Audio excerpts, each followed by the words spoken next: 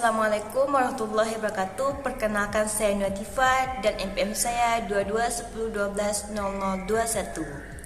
Saya dari jurusan Perbankan Syariah, Fakultas Agama Islam di Universitas Ramli Mekah.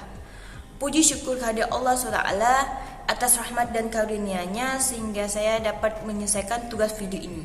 Video ini dibuat sebagai salah satu syarat memenuhi tugas mata kuliah, yaitu perilaku organisasi bisnis yang berjudul tentang perilaku kelompok dalam organisasi.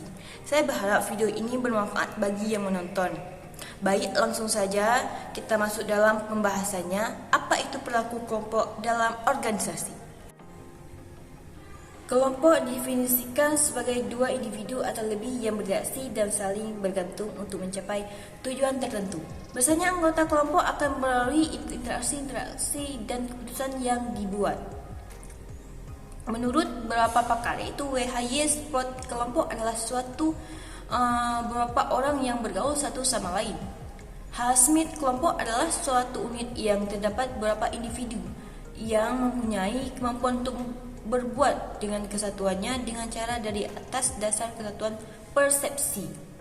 Teori-teori pembentukan kelompok, yaitu ada yang namanya semakin banyak aktivitas seorang dilakukan dengan orang lain, semakin berdekat interaksinya, dan juga semakin kuat tumbuhnya sentimen-sentimen mereka.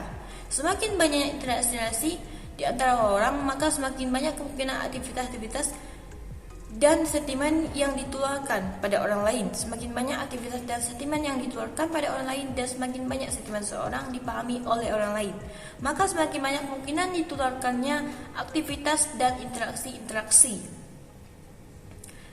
Kelompok dipandang dari segi organisasi.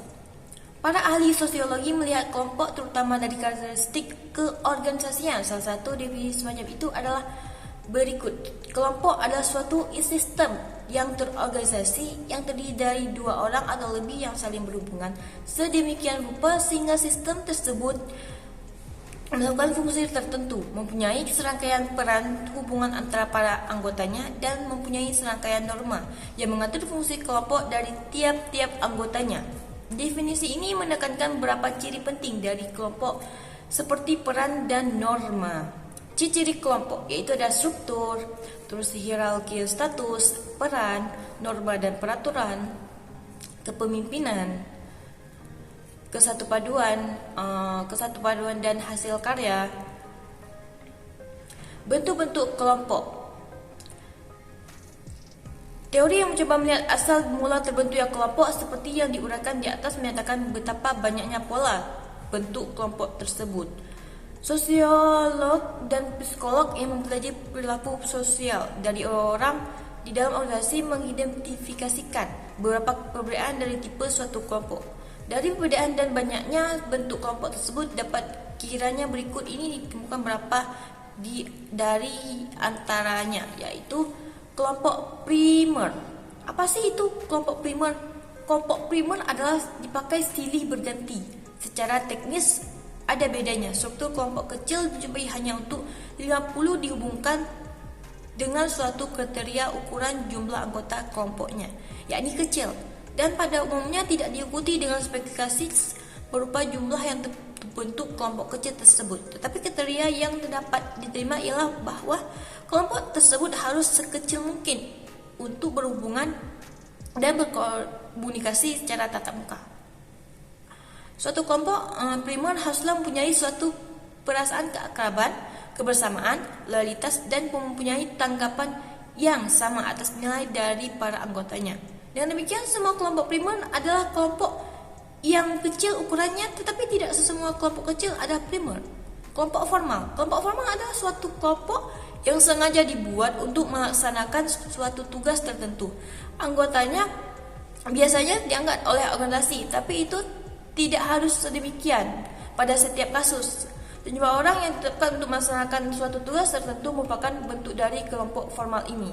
Kelompok informal. Adapun kelompok informal ada suatu kelompok yang tumbuh dari proses interaksi, daya tarik, dan kebutuhan seseorang.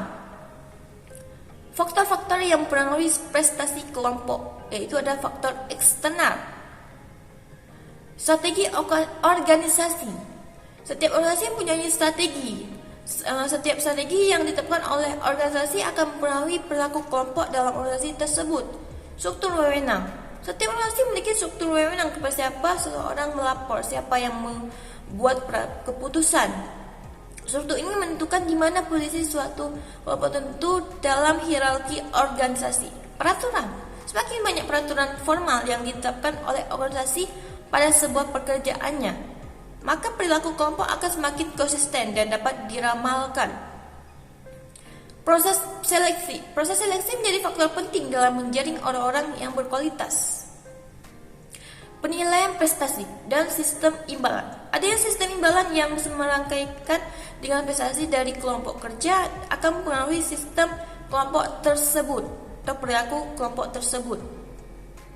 Budaya organisasi. Setiap organisasi memiliki kebiasaan-kebiasaan yang tidak tertulis yang ditentukan perilaku yang boleh dan tidak boleh oleh pekerja. Lingkungan fisik. Ruangan yang tertata dengan baik, suhu udara dan lain akan mempengaruhi perilaku kelompok. Faktor internal, yaitu ada kemampuan, karakteristik, kepribadian. Kesimpulan, kelompok adalah suatu sistem yang terorganisasi yang terdiri dari dua orang atau lebih dan saling berhubungan sedemikian rupa sehingga sistem tersebut melakukan fungsi tersebut tertentu, mempunyai serangkaian peran, hubungan antara para anggotanya, dan mempunyai serangkaian norma yang mengatur fungsi kelompok dari tiap anggotanya. Sekian dari presentasi saya, lebih dan kurang saya maaf. Assalamualaikum warahmatullahi wabarakatuh.